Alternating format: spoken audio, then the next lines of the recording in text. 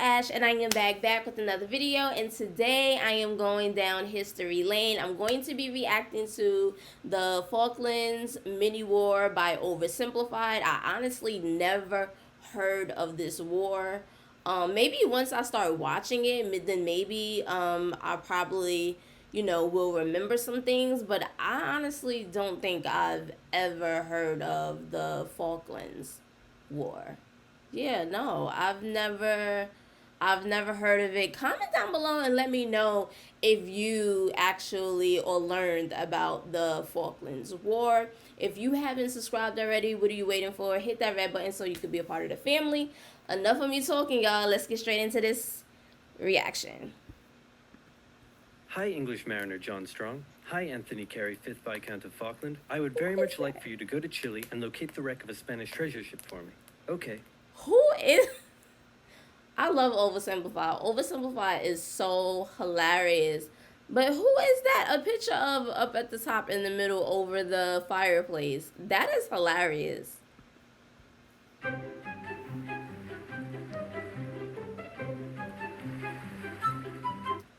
Hey, I found some islands. Oversimplified. The English were probably not the first to discover the Falklands, but they were the first to write it down. They found it to be cold, wet, and miserable, just like home. So they established a colony in 1765, unaware that the French had also discovered the islands and done the same a year earlier. And for a while, the two were unaware of each other's existence until presumably there was an awkward moment where they ran into each other.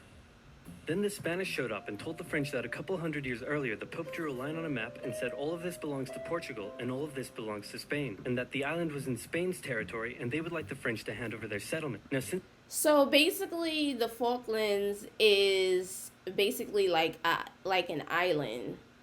That's what I'm getting so far. Don't kill me, guys. Don't kill me. But this is what I'm getting so far. I know you guys like... She's such a dummy. Since the two were good friends and Spain was willing to pay in cash money, the French obliged. But since they were still a little bitter about the recent 7 Years' War thing, they made sure to warn the Spanish not to let those dirty English on the other side of the island take over. So Spain went over to the English and explained, Pope, line on map, Spain's island. And the English said, yeah, right, this is our island. But the Spanish had more guns, so they kicked them off anyway. But then England threatened to go to war. So Spain went to their friends in France and said, hey, it looks like stuff is about to go down. You in on this? And the French Minister of War said, yeah, and we'll launch a full-scale invasion of England and party like it's 1066.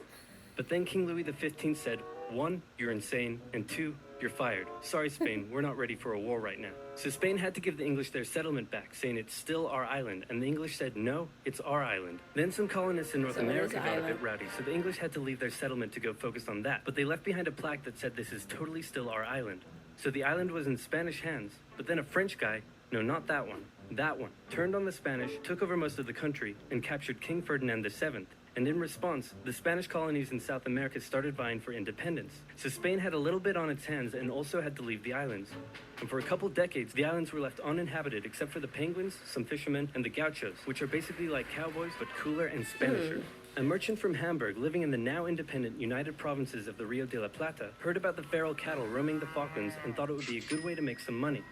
So he got permission from both Buenos Aires and the British government to set up trade there as a private venture. Some American ships came down and began hunting whales and seals around the islands, and Vernet wasn't too happy about it. So he asked Buenos Aires for some military assistance in defending the islands, but Buenos Aires said, meh, do it yourself, gave him some weapons, and appointed him governor of the islands. So he seized the U.S. ships and arrested their crews. In response, the United States is always trying to invade something, right? They always...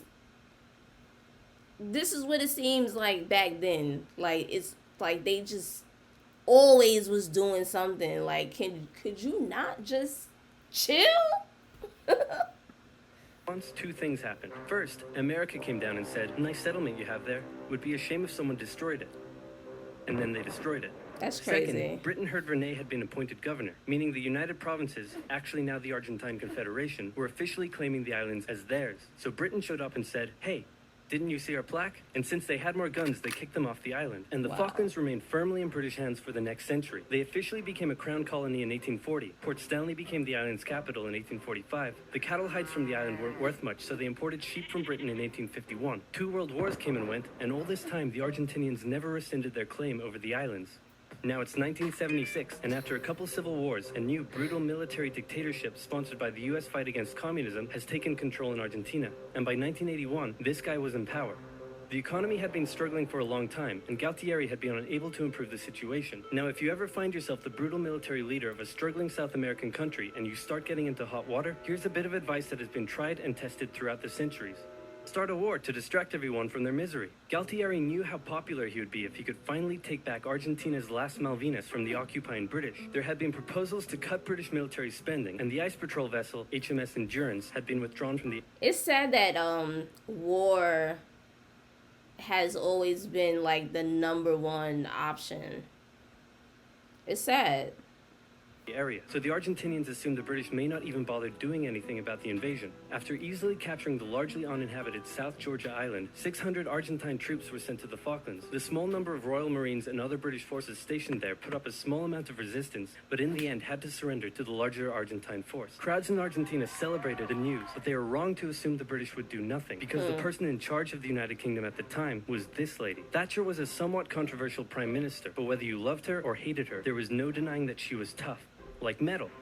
Iron, for example. She immediately declared an exclusion A lot of the women are usually tough. zone around the islands and organized for a task force of over 100 ships to set sail for the Falklands. The United Nations expressed concern at the Argentine invasion. All South American nations apart from Chile backed Argentina. And since the United States had propped up the Argentine dictatorship, Reagan went to Thatcher and said, "Could you maybe just let them have the islands?" And Thatcher said no. Okay, here, have some weapons. Fighting a war over 8,000 miles from home was a logistical challenge for the British. They requisitioned civilian cruise ships and containers, and they used British-owned Ascension Island as a forward base. By the time they arrived at the Falklands in May, the Argentine forces had had time to entrench themselves. The first task for the British was to gain control of the seas, which they did easily. On the 2nd of May, a British submarine sank an Argentine cruiser. The sinking was controversial, as it occurred outside the British exclusion zone. It was also the largest loss of life in a single incident during the war. Wow. And in response, the Argentine Navy withdrew from the islands.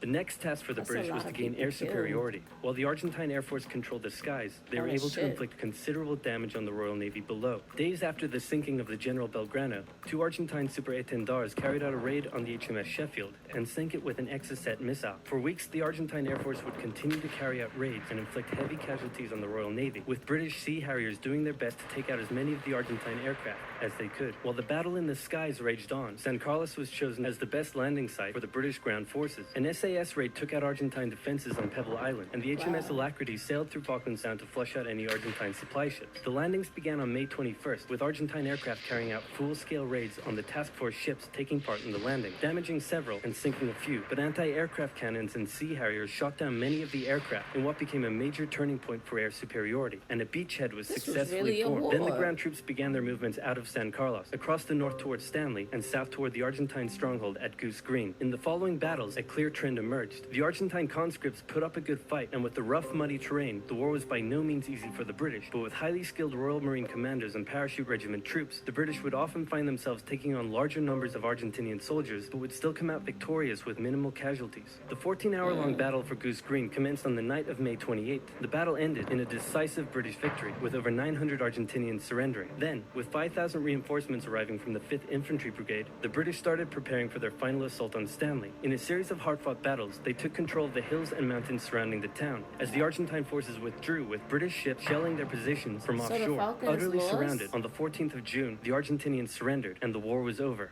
The 2-month-long war claimed hundreds of lives, and left the island strewn with minefields that still... 255 British, 649. Wow. I guess, yeah, this would be considered a mini war. Pose a problem to this day. Argentina still claims the islands, but in 2013 a referendum was held, and the islanders voted 99.8% in favor of remaining British. Plus, oil was just found near the islands, so the British probably aren't going to give them up anytime soon. Wow. Yeah, I've never heard of the Falcon, I've never heard of the Falkland War at all.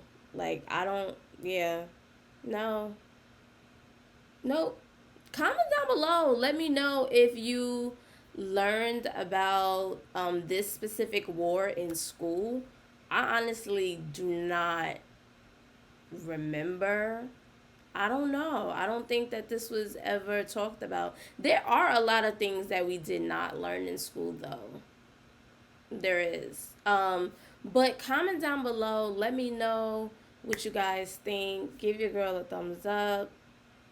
And I'll see you guys in the next video. Bye, fam.